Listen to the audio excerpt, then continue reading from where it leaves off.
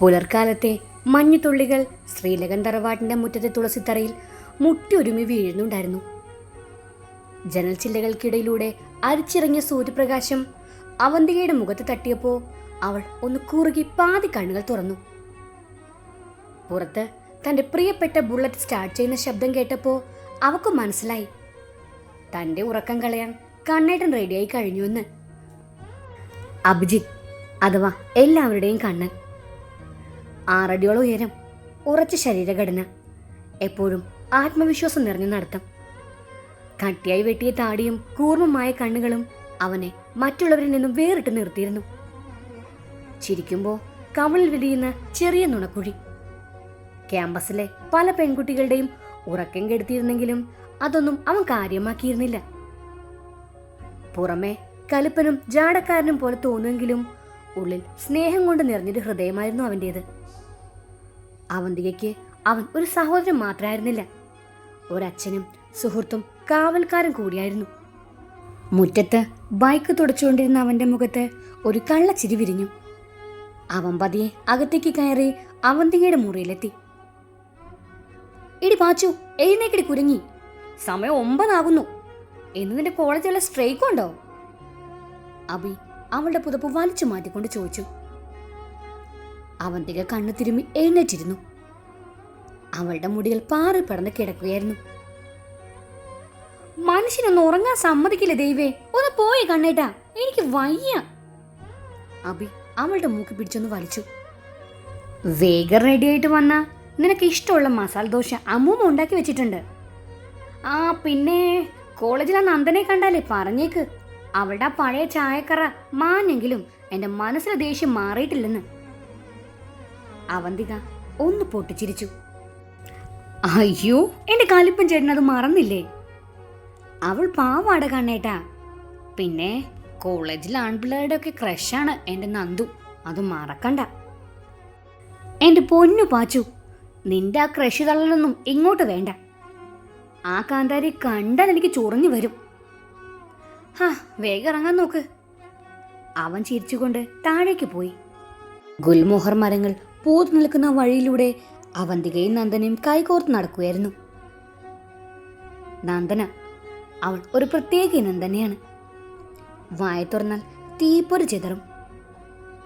അവളെ ആദ്യമായി കാണുന്നവർ ഒന്ന് നോക്കി നിന്നു പോകും. വലിയ കരിമിഴികൾ, സംസാരിക്കുന്നത് പോലെ തോന്നിക്കുന്ന കണ്ണുകൾ, പുഞ്ചിരിക്കുമ്പോൾ തെളിഞ്ഞ ചെറിയ കവിൾ ചുഴികൾ, ഇടുപ്പ് വരെ നീണ്ടു കിടക്കുന്ന കറുത്ത മുടി. അവളുടെ സൗന്ദര്യത്തിന് ഒരു പ്രത്യേക ഭംഗിയായിരുന്നു.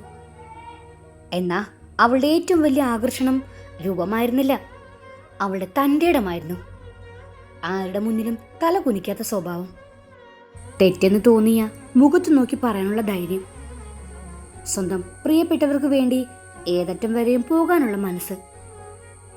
അതൊക്കെയായിരുന്നു നന്ദനയെ മറ്റുള്ളവരിൽ നിന്നും വ്യത്യസ്തമാക്കിയത്.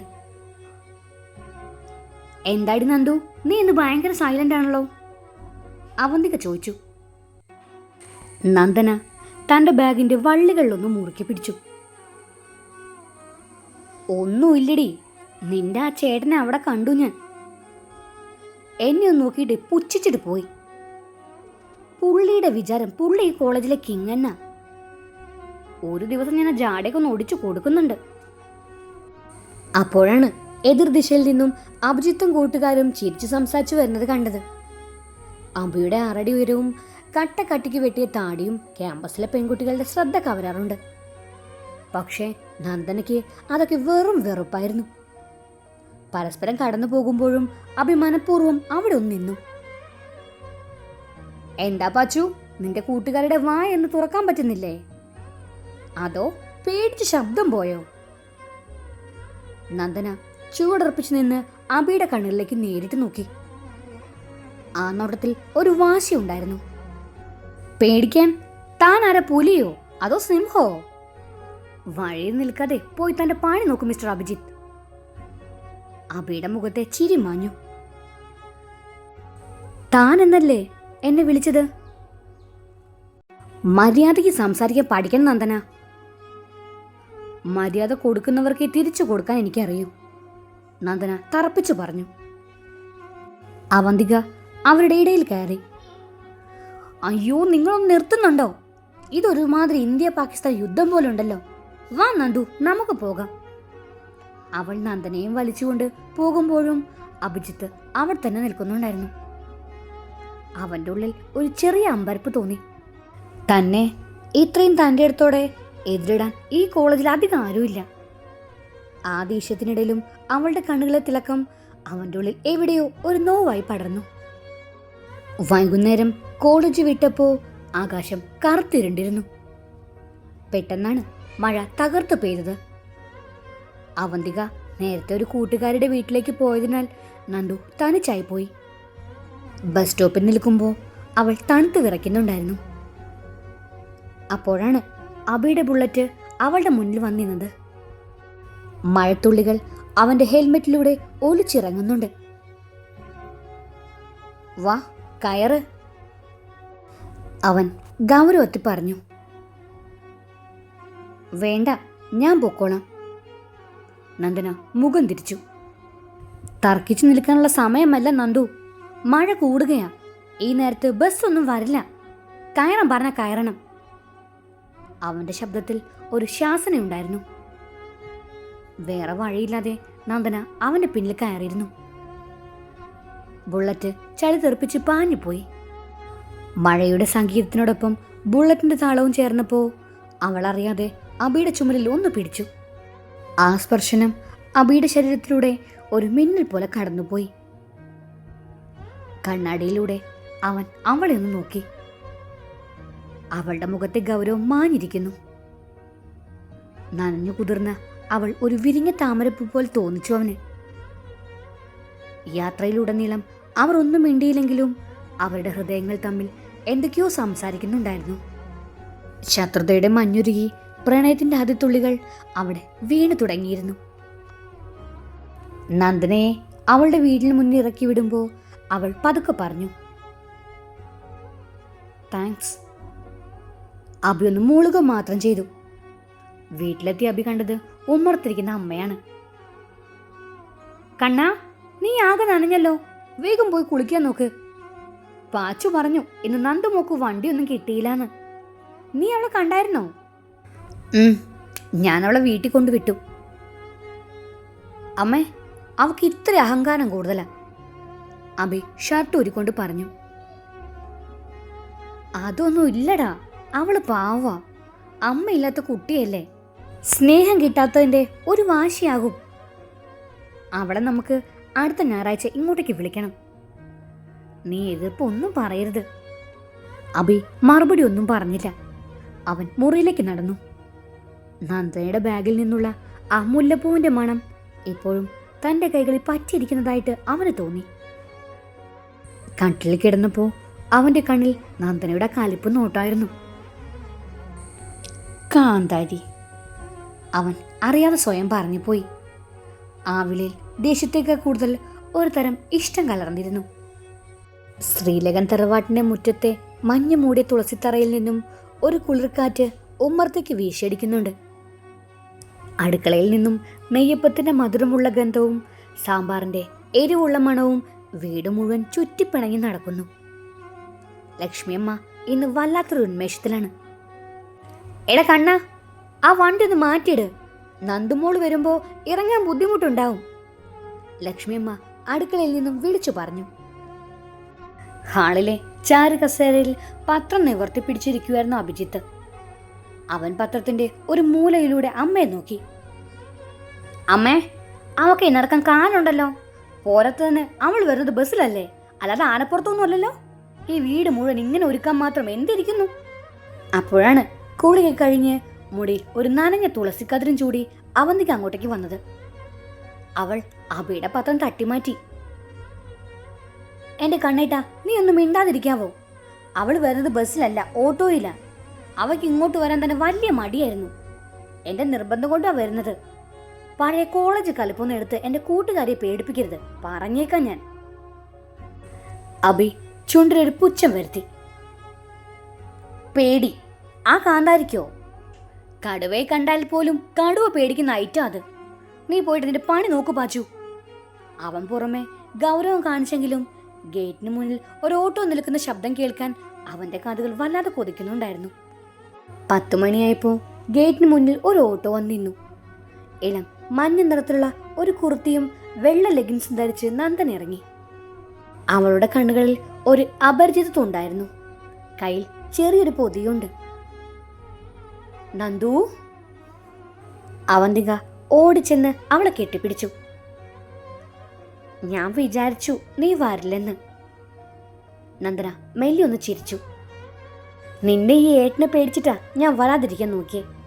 പക്ഷേ ലക്ഷ്മിയമ്മയുടെ സ്നേഹോർത്തപ്പോ വരാതിരിക്കാനും തോന്നിയില്ല.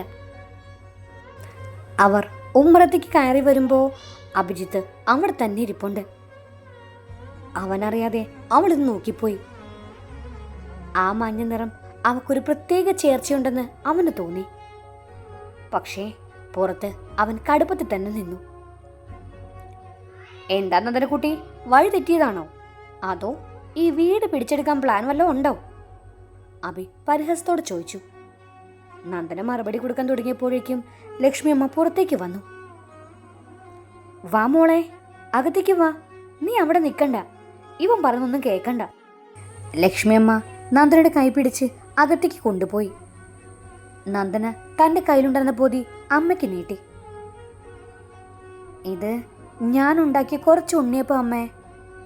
അച്ഛൻ വിദേശത്ത് പോകുന്നതിന് മുമ്പേ എനിക്ക് പഠിപ്പിച്ചു തന്നതാ. അമ്മ അത് സന്തോഷത്തോടെ വാങ്ങി. നന്ദനയുടെ കണ്ണുകളിൽ ആ നിമിഷം മിന്നിമറഞ്ഞ ഒരു തുള്ളി സങ്കടം അഭി ശ്രദ്ധിച്ചു. അമ്മയില്ലാത്ത കുട്ടി എന്ന അമ്മയുടെ വാചകം അവൻ്റെ ഉള്ളിൽ ഒന്ന് നീറി. ഊണുമേശയിൽ സദ്യയുടെ ആഘോഷമാണ്. പരിപ്പും നെയ്യും കാളനും അവയിലുമെല്ലാം നിരന്നിരിക്കുന്നു. നന്ദുമോളെ, ഈ അവയിൽ കുറച്ചുകൂടെ എടുക്ക്. ഇത് കാണാൻ ഏറ്റവും ഇഷ്ടമുള്ളതാ, ലക്ഷ്മിയമ്മ വിളമ്പിക്കൊണ്ട് പറഞ്ഞു. അമ്മേ, അവക്ക് ഇഷ്ടമുള്ളത് കൊടുത്താൽ മതിയല്ലോ. എന്റെ ഇഷ്ടം ഇപ്പൊ എന്തിനാ നോക്കുന്നേ? അഭി പരിഭവം നടിച്ചു. ശേഖരനച്ഛൻ ഗൗരവത്തിൽ ഒന്ന് നോക്കിയതോടെ അഭി പ്ലേറ്റിലേക്ക് തല താഴ്ത്തി. ഭക്ഷണത്തിനിടയിൽ അവന്തികയ്ക്ക് ഒരു കുസൃതി തോന്നി. അമ്മേ, ഈ നന്ദു ഉണ്ടല്ലോ, കോളേജിലെ വലിയ ലക്ഷ്മിബായിയാണ്. പക്ഷേ ഇവക്ക് രാത്രി 10 മണി കഴിഞ്ഞാലേ ഒറ്റയ്ക്ക് ബാത്റൂമിൽ പോകാൻ പേടിയാ. അപ്പോ എന്നെ വീഡിയോ കോൾ ചെയ്ത് പാട്ട് പാടിക്കണം. അവന്തിക പൊട്ടിച്ചിരിച്ചു. നന്ദനയുടെ മുഖം നാണം കൊണ്ട് ചുമന്നു തുടുത്തു. എടി പാച്ചു, നീ ഇതിപ്പോ ഇവിടെ പറയണ്ടായിരുന്നു. അഭി ഇടയ്ക്ക് കയറി. ആഹാ, ഇത്ര വലിയ പുലിക്കുട്ടിക്ക് രാത്രിയിൽ ഇത്ര പേടിയോ?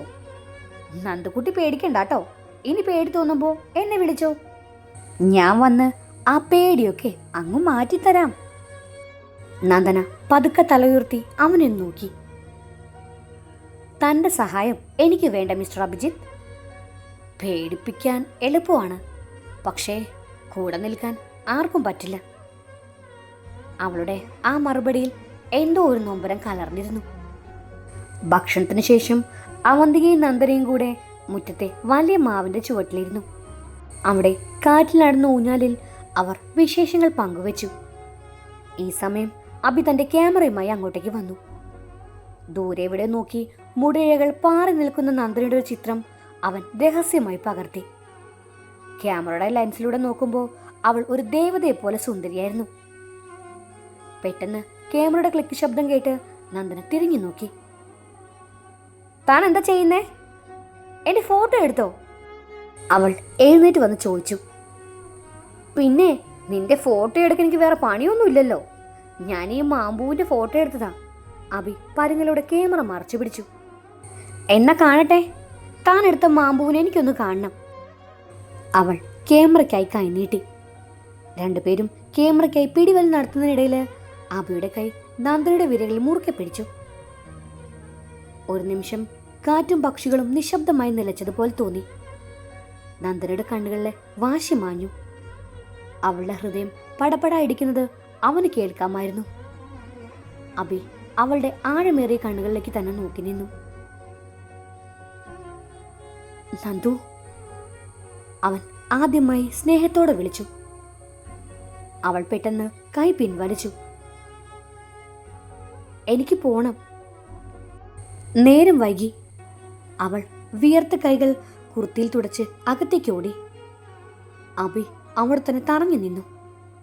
തൻ്റെ ശത്രു എന്ന് കരുതിയ പെൺകുട്ടി തൻ്റെ ഉള്ളിൽ ഇത്ര വലിയ വികാരം നിറയ്ക്കുമെന്ന് അവൻ സ്വപ്നത്തിൽ പോലും കരുതിയിരുന്നില്ല. വൈകുന്നേരം നന്ദന മടങ്ങാനൊരുങ്ങി. ലക്ഷ്മിയമ്മ അവളെ കെട്ടിപ്പിടിച്ചു. മോളെ, ഇടയ്ക്കിടെ ഇങ്ങോട്ടേക്ക് വരണം കേട്ടോ. ഇത് നിന്റെയും വീടാന്ന് കരുതിക്കോ. യാത്ര പറയുമ്പോൾ നന്ദനയുടെ കണ്ണുകൾ നിറഞ്ഞിരുന്നു. ഗേറ്റിനടുത്ത് അഭി ബൈക്കുമായി കാത്തു നിൽപ്പുണ്ടായിരുന്നു. കയറ്, ഞാൻ ബസ് സ്റ്റാൻഡിൽ കൊണ്ടുവിടാം, അവൻ ശാന്തമായി പറഞ്ഞു. ഇപ്രാവശ്യം അവൾ എതിർപ്പൊന്നും പറഞ്ഞില്ല. ബൈക്കിന്റെ പിന്നിൽ അവൾ കയറിയിരുന്നു. യാത്രക്കിടയിൽ കാറ്റ് നന്ദനയുടെ മുടിയിഴകളെ അഭിയുടെ മുഖത്തേക്ക് പറത്തി വിടുന്നുണ്ടായിരുന്നു. അവളുടെ മുടിയിലെ ആ തുളസി ഗന്ധവും അഭിയെ വല്ലാതെ മോഹിപ്പിച്ചു. അവൻ ബൈക്ക് സ്പീഡ് കുറച്ചു. ആ യാത്ര ഒരിക്കലും അവസാനിക്കാതിരുന്നെങ്കിൽ എന്നവൻ കൊതിച്ചു പോയി. വ്യൂ മിററിലൂടെ അവൻ അവളെ നോക്കി. അവളും അവനെ നോക്കുന്നുണ്ടായിരുന്നു. കണ്ണുകൾ തമ്മിൽ ഉടക്കിയപ്പോൾ രണ്ടുപേരും പെട്ടെന്ന് നോട്ടം മാറ്റി. അവർ മൗനമായിരുന്നെങ്കിലും അവരുടെ ഹൃദയങ്ങൾ തമ്മിൽ എന്തോ സംസാരിക്കുന്നുണ്ടായിരുന്നു.